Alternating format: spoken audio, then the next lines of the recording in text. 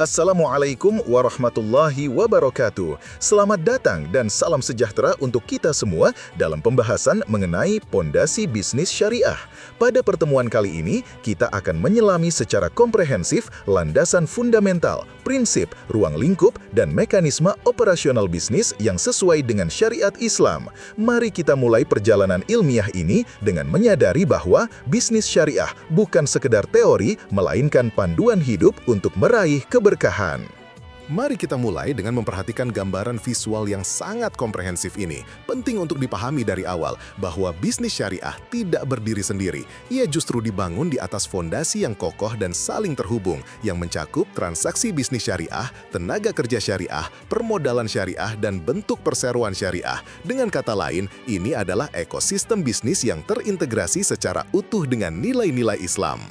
Nah, di dalam fondasi tersebut, kita kemudian diperkenalkan dengan berbagai bentuk transaksi syariah yang menjadi instrumen bisnisnya. Di antaranya adalah al-bay, jual beli, salam, istishna, syirkah, kemitraan, ijaroh, sewa, qard, pinjaman tanpa bunga, wakalah, perwakilan, dan masih banyak lagi. Singkatnya, inilah alat-alat praktis yang akan kita pelajari dan aplikasikan. Lalu, apa landasan utamanya? Landasan utama bisnis syariah tidak lain dan tidak bukan adalah ayat suci Al-Quran ini.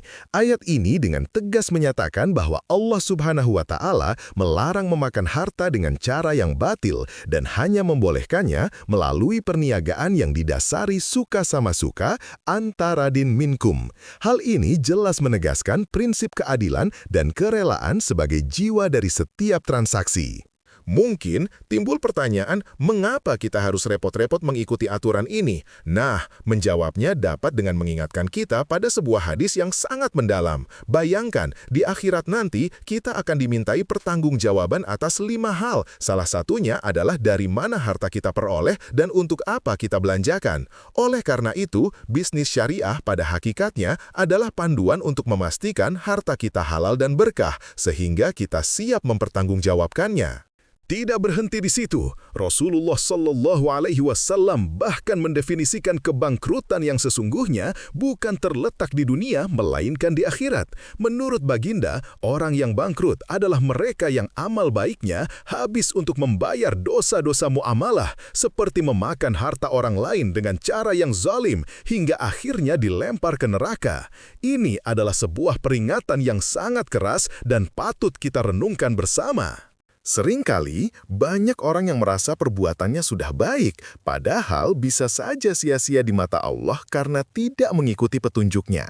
Slide ini kembali menegaskan bahwa kesuksesan sejati adalah ketika aktivitas bisnis kita selaras dengan ayat-ayat Allah, bukan hanya berdasarkan prasangka atau logika semata. Lantas, apa solusinya? Allah Subhanahu wa Ta'ala sendiri memerintahkan kita untuk mengikuti syariat, aturan yang telah Dia tetapkan, dan jangan mengikuti hawa nafsu orang yang tidak mengetahui. Dalam konteks bisnis, ini berarti kita harus konsisten merujuk pada fiqh muamalah, bukan pada tren atau praktek yang melanggar hukum Islam.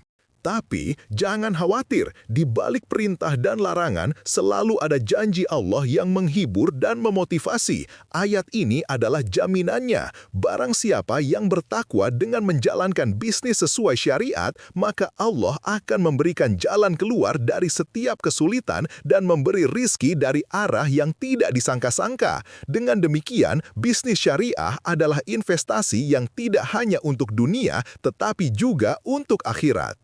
Nah, setelah memahami landasan filosofisnya, sekarang kita masuk ke definisi formalnya. Di sini kita mendapatkan pengertian yang jelas. Bisnis syariah adalah segala aktivitas bisnis yang terikat atau sesuai dengan aturan-aturan dari hukum syariah Islam.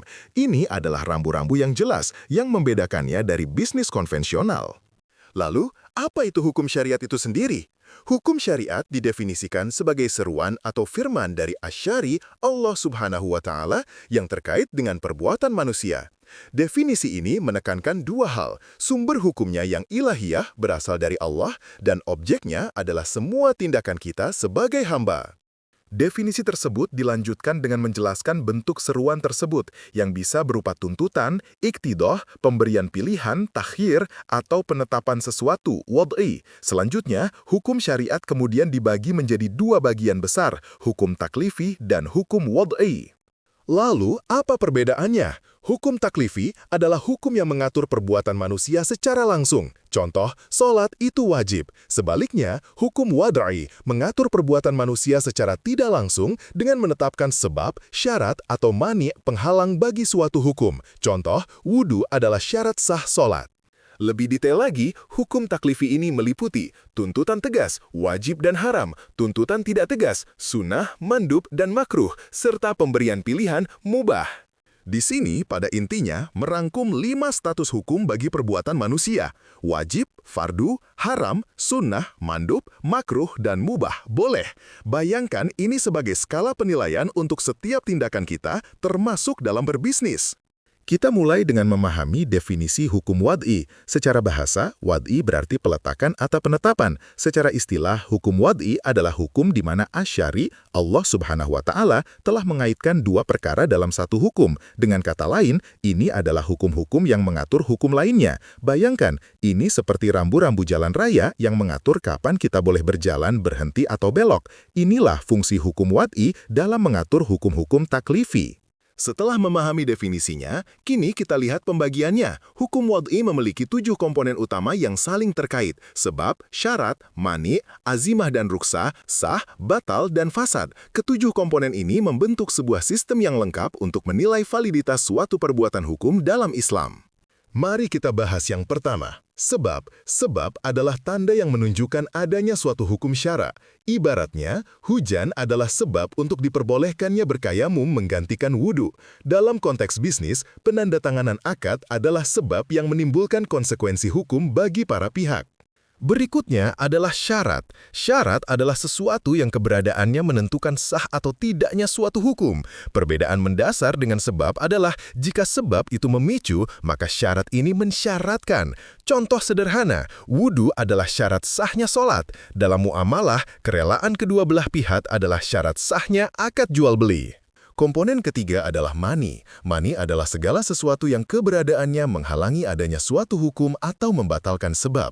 Misalnya, hutang adalah mani untuk wajibnya zakat. Dalam transaksi bisnis, adanya unsur paksaan, ikrah dapat menjadi mani yang membatalkan keabsahan sebuah akad. Selanjutnya, kita bahas azimah dan ruksah. Azimah adalah hukum asal yang ditetapkan oleh syariat, sementara ruksah adalah keringanan dari hukum asal karena adanya uzur syar'i. Contohnya, berbuka puasa saat sakit adalah ruksah dari kewajiban berpuasa sebagai azimah. Dalam bisnis, meskipun jual beli salam diperbolehkan, ruksah, namun jual beli dengan ketidakjelasan tetap dilarang sebagai azimah. Kini, kita masuk ke status hukum. Sah. Sah adalah suatu amal yang sesuai dengan perintah asyari, Allah Subhanahu wa Ta'ala. Artinya, perbuatan tersebut telah memenuhi semua rukun, syarat, dan terbebas dari mani. Dalam praktik bisnis, akad yang sah akan menimbulkan akibat hukum yang mengikat dan diberkahi Allah Subhanahu wa Ta'ala. Kebalikan dari sah adalah batal. Batal adalah amal yang tidak sesuai dengan perintah asyari'i. Ini terjadi ketika ada kekurangan pada rukun atau syarat dasar suatu akad. Misalnya, jual beli barang yang tidak jelas spesifikasinya adalah batal karena tidak memenuhi syarat jelasnya objek akad. Terakhir, kita bahas fasad. Fasad adalah kondisi di mana suatu perbuatan pada asalnya sesuai syara, namun terdapat sifat atau unsur yang membuatnya cacat. Perbedaan dengan batal adalah, jika batal cacat pada dasar bangunannya, maka fasad cacat pada sifat-sifatnya. Contoh dalam bisnis, akad jual beli yang memenuhi rukun tapi mengandung unsur penipuan, ghorar, termasuk fasad, sah secara formal tapi cacat secara substansi. Demikianlah pembahasan kita tentang pondasi bisnis syariah. Semoga dengan pemahaman yang mengalir dan utuh ini, kita semua dapat mengaplikasikan ilmu ini untuk membangun bisnis yang tidak hanya sukses secara materi, tetapi juga penuh berkah dan diridhoi oleh Allah Subhanahu wa Ta'ala. Akhir kata, selamat berkarya dan semoga keberkahan menyertai langkah bisnis kita semua. Sampai jumpa di pembahasan tentang bisnis syariah berikutnya. Wassalamualaikum warahmatullahi wabarakatuh.